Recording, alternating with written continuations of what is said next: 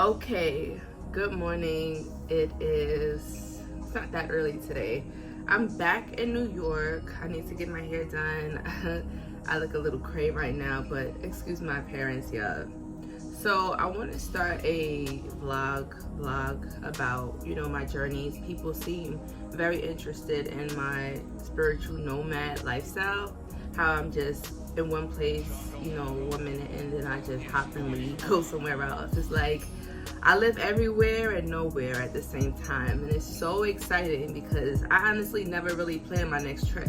It's always spontaneous, and I usually figure things out when I get there. And I know for some people that are control freaks, it sounds insane, but the truth of the matter is, I used to be somewhat of a control freak myself, and I felt like learning how to just let go and trust that life is intelligent and that it knows exactly what it's doing, and that whatever it is that I'm seeking or looking for, it is also seeking and looking for me. I just have to create that channel for it to come to me. And so once I've developed this philosophy on life, I realized that life becomes much more easier when you learn to trust the process instead of trying to, force yourself against the currents of nature. Everything is nature, everything is vibration, like the law of cause and effect. Everything has to respect the laws of nature. And when you disrespect the laws of nature, then you feel the consequences for your actions. Some people may know this as karma. So yeah, that's that. Now, right now, my plan today is my second day in New York. Yesterday I came in from Mexico, and so today I think I just want to, it's kind of rainy outside today. I don't know if you guys can see. Let me see if I could show you guys outside. It's kind of rainy where you can't see nothing with these big buildings in a way anyway. Yeah, and I said I want to start recording my videos the landscape way. Is that the right word? I don't know.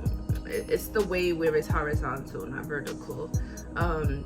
So yeah, I'm gonna pretty much be getting myself together. So the plan is, I'm not coming back to America to stay in America. I'm in New York to temporarily take a little rest stop, get myself together so I can go on my next trip. Like, New York is kind of my rest place. It's a place where I store my belongings, like for people that like have books and precious valuables that you don't want to just throw away, and maybe you can't just store them at a family member's house.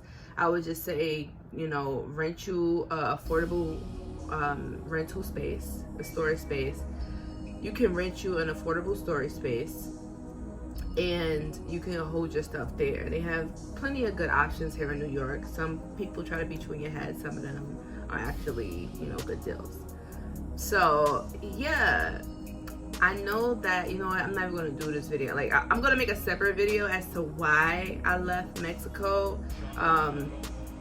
Yeah, I'm going to do a separate video as to why I left Mexico, because that situation itself is just crazy. Yeah, but like I said, once I tell you guys the story, you guys can let me know, what your thoughts are on that. But yeah, today I'm just pretty much, I'm wanting to eat more healthy, because the place that I'm going, everybody there is pretty much like healthy. They have a certain body type, so I need to go and I need to make sure that I'm right? Like, I don't want to go to a whole other country having health issues and my body, my mind, my spirit is not in alignment. So I want to use this month that I'm staying in New York to get everything checked out, like connect with my herbalist, right? Get my body in order. I need to connect with whomever. I need to go to the dentist, make sure my teeth is good, go to the doctor, make sure my health is good. Like, I need to make sure everything is good. I need to go get my hair done because I don't have growing hands, meaning like I don't like really doing my hair a lot. I like to usually get it in braids, get it in a protective style, so that way I ain't really gotta keep doing it and touching it and whatnot. So I'm probably gonna do that. Mexico really has dried out my skin and my hair. I don't know what it is about the water. I think it's too much calcium or some type of chemical that's in it. but I noticed when I lived there that my skin is just like, you know, really dry. And I never was the type to get like that ashy, like cracky skin. You know, people who get ashy between their fingers and stuff, like that never used to happen to me until I moved to Mexico. And I'm like, okay, it's something here. Whether the environment's really dry, because it is up in the mountains, the water, the quality of the water also strips the nutrients and minerals from my hair. So I'm like, this is not really working out. Even a hairstylist, the braider there, was telling me like the water here is not good for our hair. Like it will dry your hair out and your hair will break off. And I'm like, so how do you wash your hair then? And she's like, you know, you gotta find products that keep your hair moisturized. And they don't even have the products there. So my skin is naturally dry, but not to the point of flakiness. Like I always have good products to keep me moisturized. But even there in Mexico, like, you know, yeah, I want to take better care of myself. Like since me and the group did the love attraction ritual, I've been more conscious of my habits. Like, what am I eating? What am I putting into my body? What am I consuming? What is good for me? What is not good for me, right? Self-love is not just about, you know, I don't know, people always just say like it's about positive affirmations in the mirror. No, it's deeper than that. Like self-love is really about analyzing the harmful shit that you do to yourself, right? Because we set the tone for our relationships. If people notice that we're not taking care of ourselves, like if you're not taking the time out to look pretty, right? Or to be healthy, to eat right. If you're not taking the time out to care for you, to buy yourself nice things, to make sure that your house is clean and in order. If people notice that, you know, you don't take care of you, you don't care about yourself, you put yourself as a last priority, you're training people to understand and treat you the same way. So people is going to treat you like a last priority. People are going to treat you like you don't matter. People are going to treat you like, you know, you're something on sale on the clearance rack. Where you really have to step into your power and realize like who you really are. I think when you step into your power and realize who you really are, like your tolerance for disrespect and bullshit is just like, it's non-existent. It's very small. It's like, you know, before I had gained knowledge of self and I know everything that I know today, like I had very low self-esteem. I relied on other people to validate me, and that's for the simple fact of my upbringing, right? Like, you know, I talked to you guys before about how I felt growing up. Sometimes there was some interesting dynamics in the family that I incarnated into, and so certain dynamics created this dilemma that I have, this psychological dilemma where, you know, I depended on other people to validate me. But now, you know, I've done the shadow work, and I realized like that issue kept repeating itself to me, like where situations would reoccur that would kind of test me and test my authority and make me step into my power, right? Like being a very easygoing person who don't want to have conflict, like that doesn't mean that conflict's not going to come. You just got to know how to handle that shit, right? So now I'm in a space where it's like if somebody disrespects me or if they just feel like, you know, they could talk to me that way, first thing I do is I be like, what makes you feel like you could talk to me that way? Like, it's a serious question. Like, what is it about my energy that says you can just talk to me like that? Why do you feel so comfortable to do that? Because what I realize is that people only disrespect others that they feel like they can get away with it, right? Like, you're not going to disrespect somebody who you feel like is going to be some serious repercussions to your actions. So you must feel like I'm a person who's going to allow you to treat me that way. Do I have a face that says you could fuck with me? Like, these are the thoughts that go into my head when people do disrespectful shit to me. Because I'm like, okay, do you disrespect everybody like this? Are you just a disrespectful person? Or are you just trying to test me right now because you think I'm a spiritualist and I won't wild the fuck out? So this is the thing, right? Now I'm in a space where I think that when I didn't have boundaries, people, you know, it was cool. I didn't have boundaries. People could ask me for favors. I wouldn't say no. People would ask me to collab with them and be in this and do this interview and do that. And I'd be like, yeah, sure. Come on, let's go. But now what I'm realizing is that not everybody is worth my time. Not everybody is worth the investment. Not everybody is, you know, doesn't deserve to be in my space. And the crazy thing about American society, you know, we glorify people who depreciate themselves, who talk down on themselves. But as soon as a person starts gaining self-love, self-respect, and boundaries, society is taught to think that this person is conceited, or they're arrogant, or they're selfish. Like, how dare you not want to share your gifts with the world? How dare you want to keep a little bit of that energy to yourself? How dare you, right? You're supposed to just give, and never ask for nothing in return. Like, I think people who have that mentality are very, like, I don't know, like, there's a mental illness, because that violates the law of reciprocity, right? Like, give and receive. The universe doesn't just take. The universe is always giving to us, as long as you are giving back, right? Like, I feel like I give a lot to society. I give a lot to the community. I got over 200 and something videos on YouTube with tons of information and resources, links, books, everything, for free for you. Now, if anybody ever says that I never give anything for free, that's the main thing I go to, is like, oh, so you haven't seen my 200 and something free videos on YouTube that I've dedicated 7 years of my life to. Okay, so there's that. Now, I'm in a space now where, yo, I have boundaries, yo. Like, I'm not letting nobody disrespect my boundaries. I'm not doing it.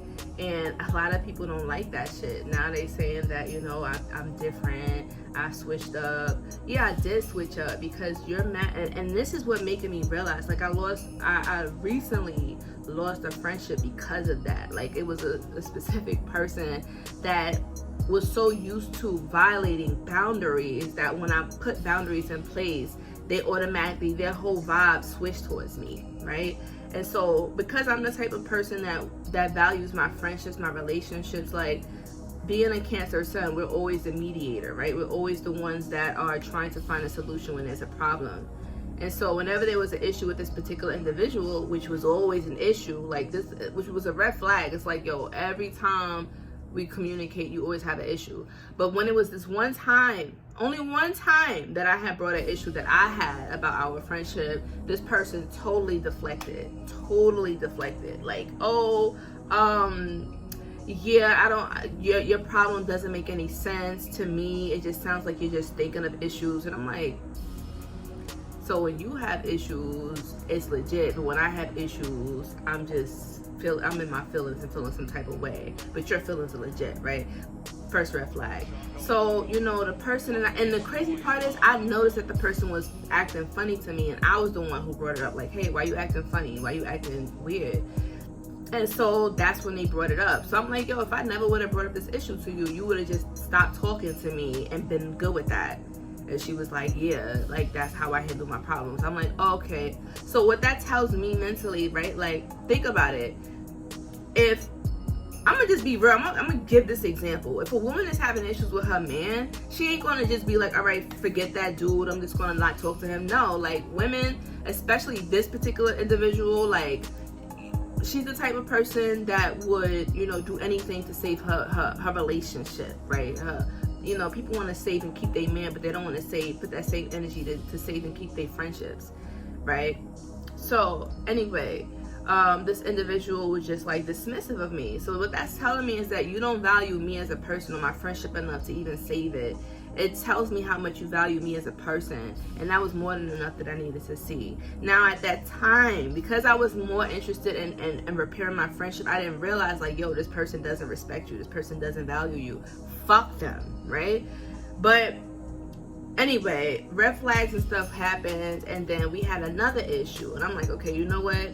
I'm done with this. Like, I'm not going to be the only person that's bringing up issues, and when I have an issue, you try to diminish it. We try to talk it out, but she still did the same dumb shit. I'm the type of person now, I'm not over-explaining anymore. Like, I'm not, you ask me what the problem is, I want to tell you straight up what the problem is. If you don't solve the problem, if you're not working towards fixing it, I get it, people don't change overnight, but it's like, you did the same fucking dumb shit again that I told you I don't like. So now I'm just not talking to you. I'm just, fuck you. I'm done with this friendship. I don't need to explain to you why. You're just going to feel my absence. And it always happens. People, sometimes you have to remove yourself out of people's lives for them to really feel your presence. You gotta, like, sometimes you gotta remove your presence for them to miss that shit. And at this point now, if you still my friend and I still fuck with you, that means that you deserve the spot in my life. Because right now I'm doing process of elimination, because I'm in a new cycle in my life. Like I'm in my 55 year cycle right now, and basically that's a year cycle of change. And it's a year cycle of change, adventures, new beginnings. Like, this is why people are being left behind in my life. Like, family members, friends that I've known for years. Like, I don't care who it is. If you're not serving me, if you're not helping me, if you are a toxic person, if you're just a waste of time in my life, like if you're not contributing anything, why are you here? Why? So I don't have time for, clout chasers, people that just want to collab and they don't have no followers or nothing. They just trying to use me. Like I'm at a point now, being a social influencer. Nobody talks about this. Like, everybody wants to be a social influencer. Everybody wants to be famous on YouTube, on Instagram, on TikTok, whatever. But you gotta understand that once you reach a certain level of success and fame, people around you change. People around you change, and they tell you that you change. And I did change. Like, my love and my respect for myself has increased. And that is why I realize how valuable that I am, the value that I bring to society and the world. So why should I let you take advantage of me when there's so many people who honor and respect me and want to be in my space? Get the fuck out of here. You don't deserve a seat at my table, so go find someone else to eat. I don't knock anybody's, the way that they eat. Like, I would never want to stop somebody from eating. Get your money, but you just can't eat at my table, boo. You can. So, yeah. But, you gotta respect yourself. You gotta love yourself. And people around you, when you become successful, when you become well known, when your videos start doing well, let's say you probably got people that's probably trying to do exactly what you're doing. It can breed jealousy. Okay, you gotta be prepared for what comes with success. Like, people don't realize, like, there's a double-edged sword with success. It's like, yeah, you'll be successful, you'll make good money, your career will be well, but what will you lose in exchange for that? What are you willing to sacrifice for that, right? You're going to sacrifice some friends. You're going to sacrifice some relatives. You're going to sacrifice certain habits and lifestyles that you had, right? Because you're not going to have, when you're an entrepreneur, you don't have time to do things that your non-entrepreneur friends can do, right? I sacrificed a lot of my youthful years focusing on my business because I knew that I wanted to be somebody who's successful and self-dependent when I become an adult. So since I was a kid, like, I was already focused, like, yo, I'm moving out of the projects. I'm not going to live in the projects. I was like getting my money together. I was saving. Like, my first job, I think I was 15. Like, I'm working, I'm grinding, I got a vision. I'm like, yo, when I become an adult, I am getting the fuck out of here. I am traveling the world. Like, once I become an adult, I'll have freedom to go and do as I please. And one of the things I always realize is, like, growing up in poverty, it's one of the worst feelings to really, really want something bad and you can't have it because, your parents or your mother doesn't have the money to get it for you. Like, you're denied access to things because you can't financially afford it. You're denied access to good quality food. You're denied access to good quality education. You're denied access to so many helpful resources because you're poor. That's really what it is. And so I didn't realize how poor I was until I got into high school. Because in elementary school, junior high school, I would say that most of my friends, whatever, was from the exact same projects as me. Like, the school was literally in the same neighborhood, so all of the kids from the projects went to the school. So, when you're around people that are impoverished, you don't really think anything's a problem. It's normal. Like, everybody's poor around you. Everybody's parents is poor around you. Like, drug addicts, gang violence, all of that becomes normalized. Homelessness becomes normalized. You're growing up in this, right? Understand, or try to understand, especially if you don't have a relatable background. And so when I got to high school, like I said, like, I noticed, like, there was people who parents owned houses, and I'm like, your parents got a house? Never heard of that before. Everybody I know, they live in the projects, right? Like, they got generations passed down. Like, they great-grandma was here, they great-great-great-grandma was here. I'm like, shit, like, how y'all get a house? Your family must be rich. And so, like, my friends will be like, no, they're not rich, you know, like, my family come from the Caribbean, and the whole story about how their family came from, you know, another country. They was poor and they made it here and stuff like that, which is another fucked up story, because I feel like a lot of foreigners are given more opportunities than the natives here, and that's a whole nother history lesson that I'm gonna do for another video. But yeah, it's a reason for that. So yeah, I realized the gap there, and that made me depressed. I'm like, damn, like, these kids is dressing to the nine, their parents got all of this money. I'm like, shit, like, I'm just a broke black girl amongst these freaking rich kids. You know, that's how I felt. And so, you know, it did create some insecurities in me, because certain things that I wanted to buy that these other kids had, my mom couldn't afford it. So yeah, so since then I'm like, you know what, I don't like to be relying on somebody to take care of me. I don't like that word no. Like, I don't like things denied access to me. Call it spoiled, whatever. I want what I want, and I want it. And so if it's anything that I can do to get it, then I want to get it. And so I started working. I started to look for work, right? Like, my mother was like, you want to get a job? I'm like, yeah. Like, I wasn't the type of kid where my parents had to tell me to go get a job. No, I went and I got a job. So saved my money up, whatever, paid for my senior dues, all of that. Like, I was very independent since then, like working in college, like all of that, to get my money up. So the person that you see today is not somebody who just stumbled upon this lifestyle. Like, I want you to understand that everything that I have, I worked hard for this shit, and I deserve it.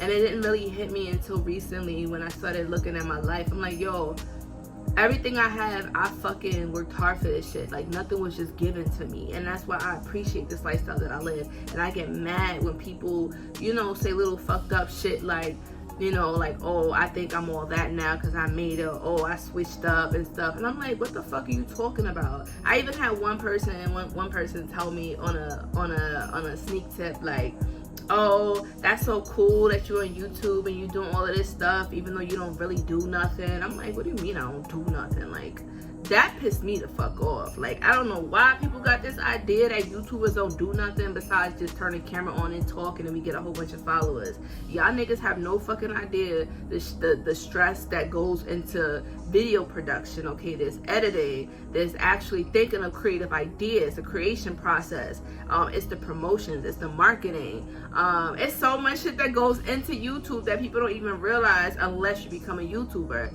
That's why I never really take advice from broke people or people who don't have a business, because it'd be the main people that try to tell you how to run your business is people that got a 9-to-5 or work for somebody else, right? So as soon as somebody tried to tell me how to run my business, I'd be like, I don't take business advice from people who don't have a big flourishing business like me.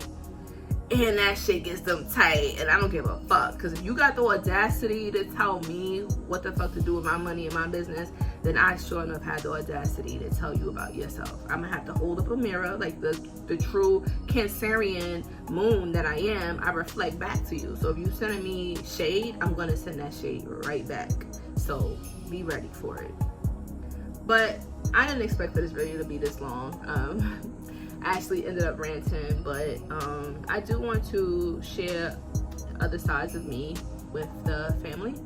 So yeah, I'm gonna try to post more often and show you guys what's going on in my life as I travel and stuff. And yeah, I will be posting a video soon telling you why I left Mexico, what I plan on doing while I'm in New York for this short amount of time, and maybe I'll even get into the next country that I'm going to be visiting. But like I said, I'm still planning things out, so I don't really like talking about things when it's in the planning process. I want you guys to see when I get there, so it's going to be a surprise for you, okay? But anyway, thank you so much for watching and listening to my rant. Tell me your thoughts. If you have any thoughts, comments, or questions, drop it down below in the comment section. Don't forget to subscribe and hit that bell, and also give it a thumbs up if this video has resonated or helped you in any way. Okay, peace family, bye.